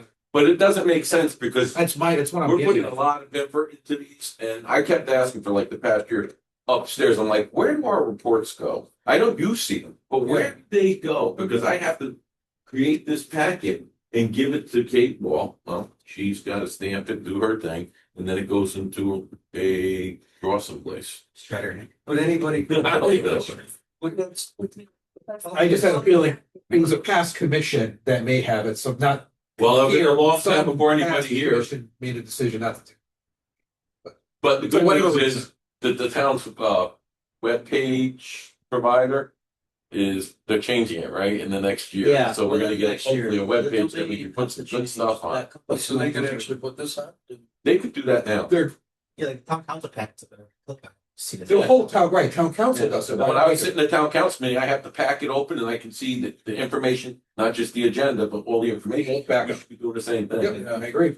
There's nothing in That's here. why that I noticed these. So if there was something that was gonna be not publishable, I wouldn't put it in It would just be. there. It would be executive session. Or Or, lieutenants make sure when they do these reports, they don't. Names and Yeah, addresses. it's pretty specific. About for instance, it's all in general terms. And I see that's where the detective FBI Northern Connecticut Gang Safety Streets Task Force 5 series available is on page 910 also. That's good. yeah.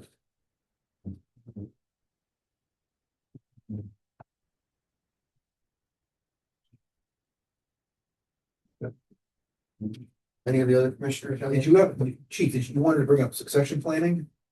I see that I got the exploring on the thing with the Berlin Police. I think you had flagged that for us when we were talking before about everything else. Yeah, but I was planning on doing it next month. Oh, okay, all right. Because the president of the union wants to come for the police commission, and I think he wants to go in front of the town council that's here first, what I recommended to him. to talk about succession planning. All right. And everyone. I mean, I gave you a lot of information. I don't want to over. No. A lot. I think Yeah. No, that's fine. Any other commissions or anything? No, it's just all this stuff, thanks. We're moving on to investigation division. Lieutenant Solik, would you like to comment? There's a couple of highlights.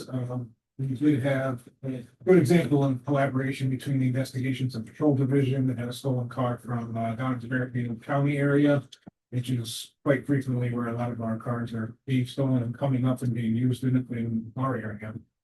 A couple days in a row, we found cars from down there up here, and one of our detectives, he's tied in with intelligence throughout the state, and he's constantly on his phone, on his intel channels, monitoring everything. They listed a Mercedes G-Wagon been stolen, and he recognized a similar pattern from other ones that had come up the Berlin Turnpike, so he gave it out to patrol, entered an alert into our LPR system, and lo and behold, it hit a short time later. That vehicle was found in the area, and then I think there was a brief pursuit that was broken off, and then it was found again in Cromwell. There was a short foot pursuit. Suspects had gotten away, but the detective observed a vehicle that, from a previous case in a different community, recognized was being used as a trail vehicle along with these vehicle thefts. That car got rear-ended by another car. Didn't even know he was watching, so he went up and asked the people if they were all right, not letting them know that he knew they were involved, and we ended up interviewing them and got them. They were the ones that had actually taken off on foot, so it was a great example of was working together. 19 juveniles? 19-year-old. That's the first page of my report also. You got the- fire. Yeah, we got to recover the firearm. 19-year-old. 19-year-old. People. Yeah, with the 19-year-old having gone, but I think they were all adults. Oh, good. Excellent. Well, obviously, we have, you guys probably saw on social media, we had our bank robbery. Good work on that case. It was actually New Year's Eve. So, our guys were working all day, late into the night. We had to go get search warrant signed, by a judge up in Hartford, who was up there the first night in Hartford. So he was nice enough to take 5 minutes away from the night and come sign some search warrants. So, we got that done and, basically had our suspect, honed in on him pretty quickly, and he had left the state, but we got our arrest warrant the next day, and then he turned himself in a couple days later. We've been working with the FBI on that, and they are interested in possibly taking that case down the level. After you did all the work. Why is that? Because of the suspect's prior federal history. Actually did such a great job. How they work. Anything else? Just a couple highlights. I just want to touch on the VA assignment that the chief talked about. I started to do some research, and I just want to make sure everyone knows the specifics. We were, a lot of us, I think, were under the misconception that the VA pays the full salary of those task force officers, but I clarified, they don't pay the salary, they pay the overtime associated with work. So they pay up to $23,000 in overtime. They do not provide the vehicle, but they do provide the gas for all the usage. So town provide the vehicle, they give them a gas card, the use, and they provide $23,000 in overtime costs reimbursed. But they don't pay the salary, which is what we all thought. Maybe they operate like that years and years ago, but it's. So we got reimbursed for our time, and that was. Yep. So I'm gonna be reaching out to the task force officer that runs that program, who will be a Hartford, because Newington has one in there. So I'm gonna talk to him, I think, tomorrow. That get over and get some more details, make sure they have openings if they have interest in our area taking on the task force officer, get all the details in line before we decide what we're doing. I understand. You said, we have to pay for the salary minus the 23,000 of overtime and gas is forfeited. Yep. But the benefit is, just for the record, that any investigations they're involved in, percentage of any Yes. proceeds would come to the department, Yep. which then the department could use. And typically that is a large sum of money far surpassing the officer's salary. Yeah, the DEA task force officer involves a large scale of traffic and hallucinations, larger senior. Don't want to number. Yeah. Doing has a nice big check. Really? Their guys been there a while. And that comes to the police department, to our fund. Here goes to the town and they Yes, decide. Well, Third thing is, that's why I want to make sure we go to our, you know, problem then becomes. Oh, yeah, hey, look at what you're getting from the forfeiture. Is what you're buying a car with. Yeah. Whatever. But the date is on what you can use. Overtime. Overtime. This is why we're just thinking 48, 49. Because we can do that, right? So the 2 additional people we're asking for this year are kind of critical for that. I haven't heard any scuttlebutt as to the, What percentage do they give? What, so like, if you had $100,000 in cash, how much, what percentage would you get? They know. it depends on how many departments are working with them. Yeah, it's split. It's split amongst It's split. the only officers that are working. Also, where the case occurred, like if it started in our town, we'd get a bigger percentage. If it started in Meriden, we'd be on board with that, but we wouldn't get the big percentage. Meriden would get the big percentage. then we've got 2 in review. You all set, Lieutenant Sullivan?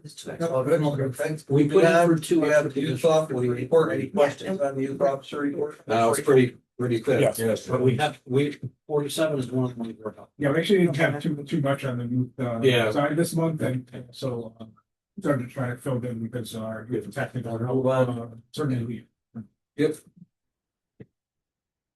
So we're all set with the youth officer report? Yes. Yep. Moving on, and support services division, Brandon Jones, no questions there. That was a good summary of the fair. That's good. So it's a Well thought out. and the issues operation. There's a couple things you're gonna have to do differently. Yeah, that was good, very good write up. We'll move on to the patrol. Now with Cambridge training cadet with community relations, SRO. Any questions there possible? It's all part of this. Yeah, it's part of the. Yeah, is there anything there, any commissioners? Okay. Yep. Also,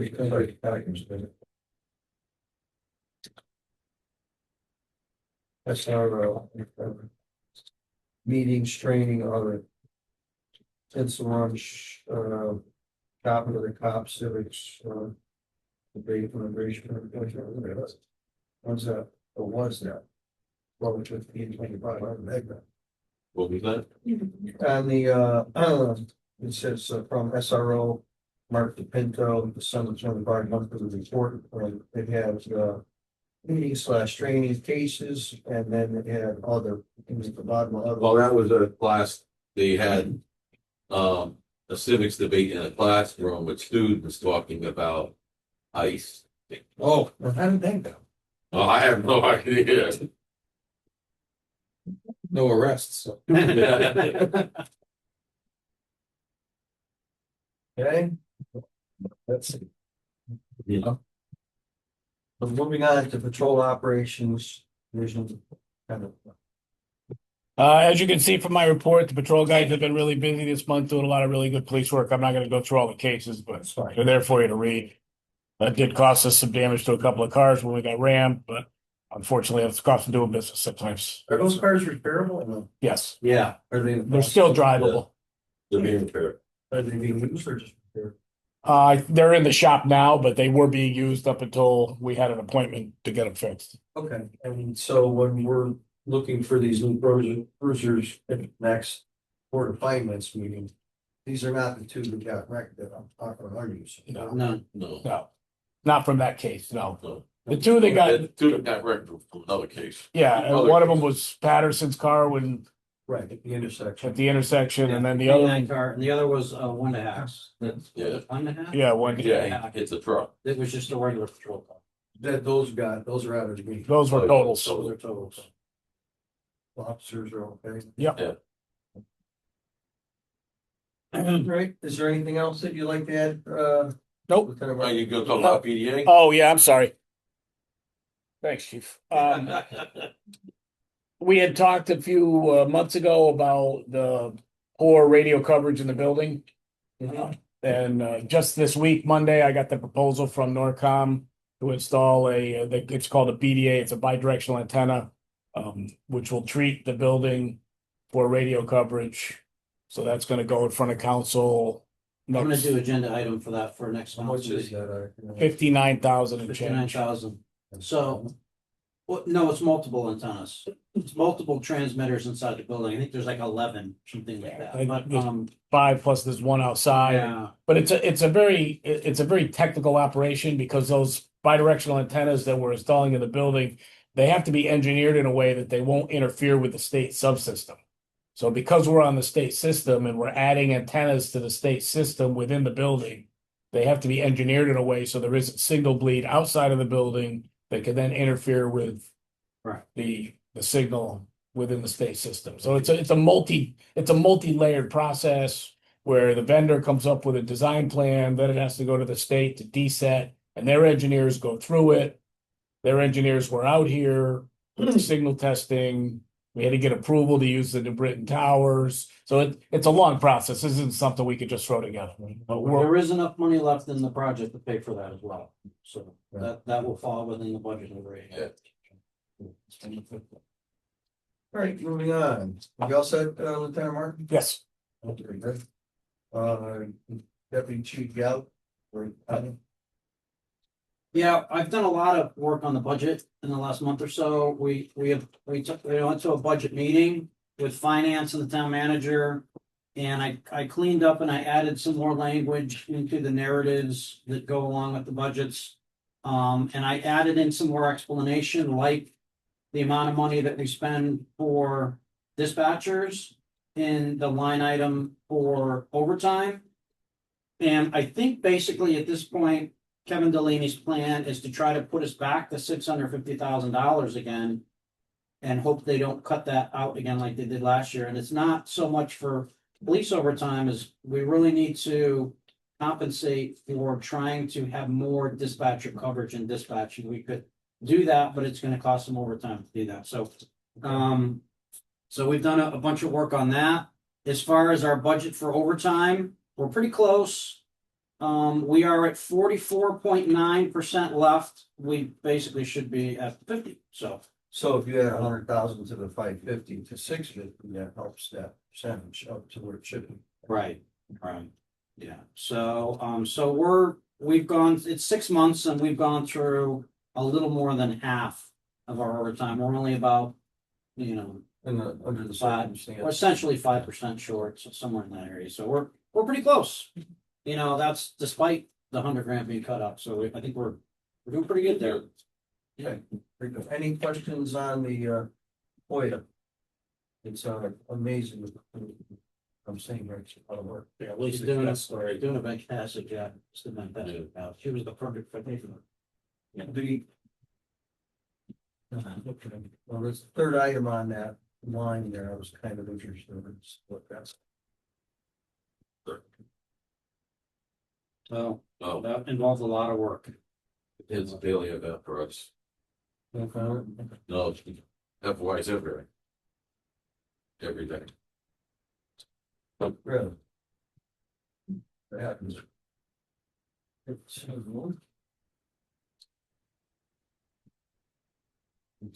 This brings us down to the very last piece of.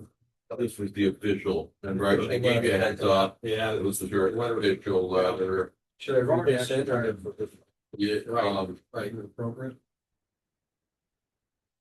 yeah, you Right, could, hire Jane for that. because. Yeah, no, it's Celebrate. It was December. Yeah. Yeah.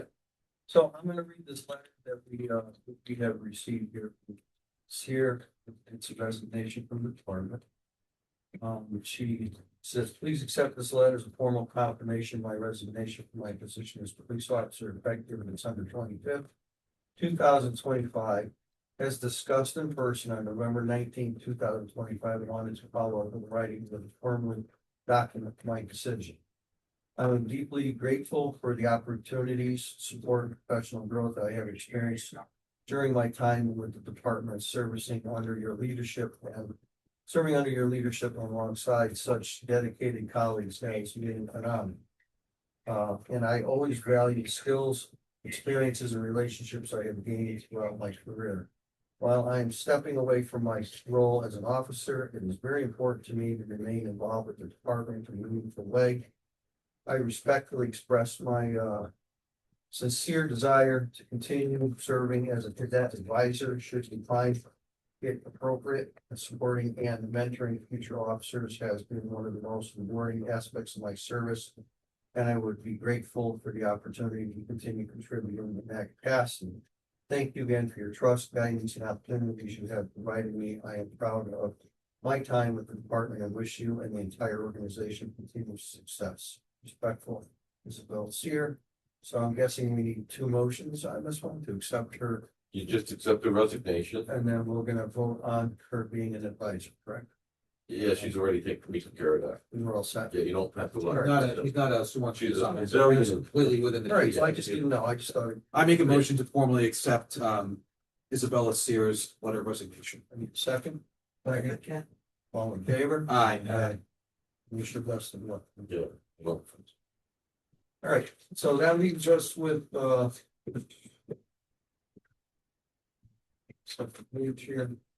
executive session. I'd just like to go into executive session, Tom.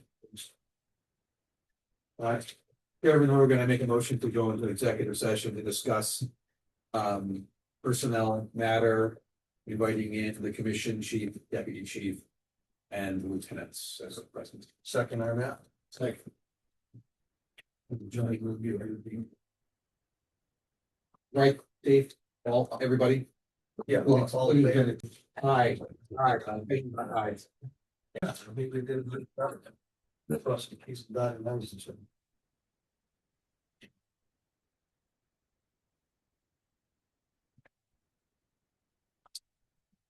Made up my own. Bring that one. Been doing a lot, especially with clients, when we were talking. Let's say not honestly.